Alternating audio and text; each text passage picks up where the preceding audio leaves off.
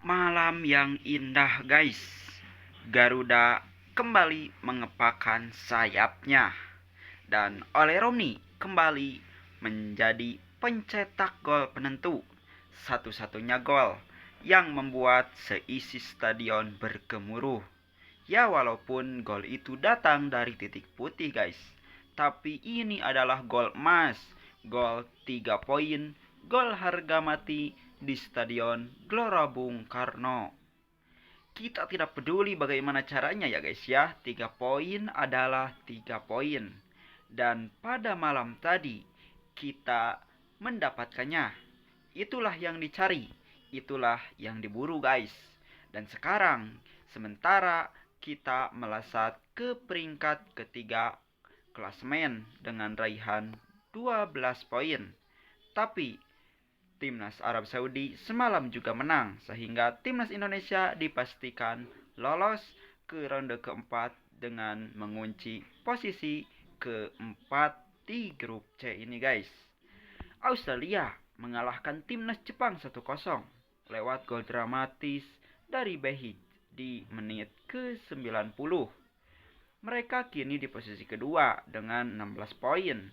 Mereka tinggal menyisakan satu lagi melawan Timnas Arab Saudi.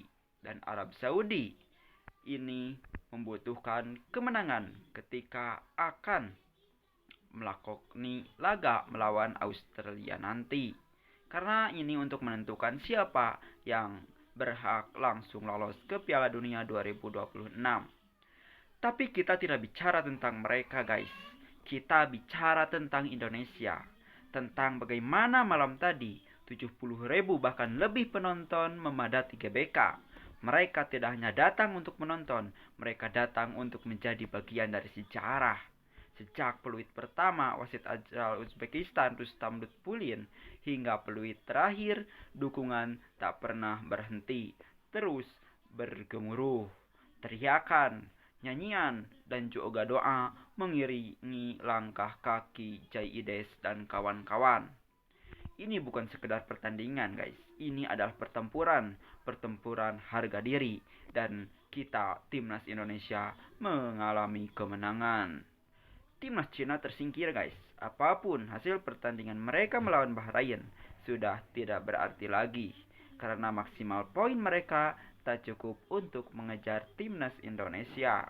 Sementara kita sudah dipastikan lolos ke babak keempat. Bahkan playoff itu sudah ada di tangan ya.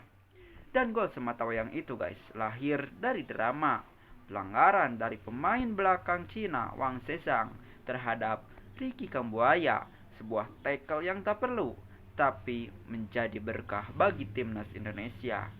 Wasit Rustam tanpa ragu menunjuk titik putih, tapi sempat menanti harus menunggu konfirmasi dari PR. 3 menit penuh ketegangan. Lalu drama itu semakin hidup karena Kapten Jaides maju memegang bola, seolah-olah dia yang akan mengeksekusi sebuah permainan psikologis. Lalu datanglah Ole Romni dengan langkah mantap, mundur 5 langkah ke belakang, menarik napas, menatap tajam kiper Cina, sang kapten Yan Chunling. Ole menunggu, ia membaca gerak. Saat Chandlin melompat ke kanan, Ole dengan penuh ketenangan mendorong bola ke sebelah kiri dan gol untuk Indonesia guys. Meledak GBK ketika Ole Romni berhasil mencetak gol tersebut guys. Bukan hanya karena gol juga, tapi karena itu adalah bukti. Bukti bahwa kita tidak pernah menyerah ya guys ya. Bukti bahwa darah juang masih mengalir di tubuh Garuda. Tapi bukan hanya Ole yang patut kita puji. Mari kita beri tepuk tangan juga terhadap pelatih yaitu Patrick Kluivert yang berani memainkan 4 pemain Liga 1 sejak awal, yaitu Egi Maulana, Rizky Ridho, Yakob Sayuri, dan juga Ricky Kambuaya. Siapa sangka guys, Kevin Dix hanya jadi cadangan terlebih dahulu ya, karena kalau kita bicara line up ya, line up prediksi itu Kevin Dix yang bermain, ternyata tidak guys, Yakob Sayuri lah yang dipercaya. Dan ada kejutan lain, yaitu Beckham Putra. Ia tampil percaya diri, bahkan sempat melewati dua pemain Cina dan melepaskan umpan emas. Sayang, belum berbuah gol dari Kevin Dix. Egy sebenarnya punya beberapa momentum, tapi terlalu sering memaksakan tembakan. Itu yang disayangkan ya guys ya. Namun, Beckham Putra, Ricky Kambuaya, Jakob Sayuri, semua tampil dengan determinasi. Anak-anak Liga 1 menjawab tantangan mereka bukan pelengkap, tapi mereka sebuah pilar. Lini belakang pun sangat solid ya guys ya, si trio biasa yaitu Rizky Ridho, Jaides dan juga Justin Hubner membentuk tembok kokoh. Dan jangan lupakan duet di tengah, ada Tom Hai dan juga Joy Pelupesi. Mereka tidak banyak gaya, tapi kerja keras mereka tak tergantikan di lapangan. Dan satu nama yang tak bisa tidak disebut guys, kiper debutan yaitu Emil Audero. Ia melakukan debutnya yang luar biasa, menggantikan Martin Paes yang absen karena akumulasi dan juga clean sheet.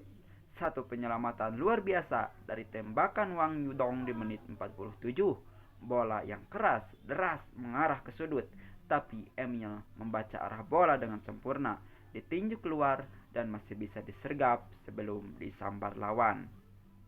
Dan di bangku penonton, istrinya menyaksikan guys. Di rumah masyarakat Lombok bersorak. Ayahnya, keluarganya bangga, bangga Indonesia guys. Memang kita pantas untuk menang. Statistik berbicara, 13 tembakan, 3 on target. Sedangkan Cina hanya 5 tembakan dan hanya 1 yang mengarah ke gawang. Kita menang sedikit, kehilangan dominasi di akhir laga. Ball possession berbalik, tapi itu wajar karena kita sedang mengamankan kemenangan. Cerdas, disiplin, dan berani guys. Dan di malam tadi juga Garuda benar-benar terbang tinggi. Tapi ingat, ini belum selesai. Masih ada Jepang di Osaka, satu laga terakhir yang berat. Karena mereka mungkin bermain dengan tim kedua saat lawan Australia. Tapi itu pun hampir bikin Australia frustasi. Gol baru datang di menit ke-90. Maka jangan mimpi menang, tapi jika bisa mencuri 1 poin saja, itu sudah hal yang luar biasa. Guys, jadi pada malam tadi hari ini, mari kita rayakan. Tapi besok kita kembali bersiap karena mimpi kita belum selesai. Langit belum jadi batas. Karena timnas Indonesia akan melakoni laga di ronde keempat guys. Bagaimana menurut kalian? Apakah timnas Indonesia layak untuk masuk Piala Dunia 2026 nanti? Atau akan tersingkir di ronde keempat? Berikan pendapat kalian di kolom komentar.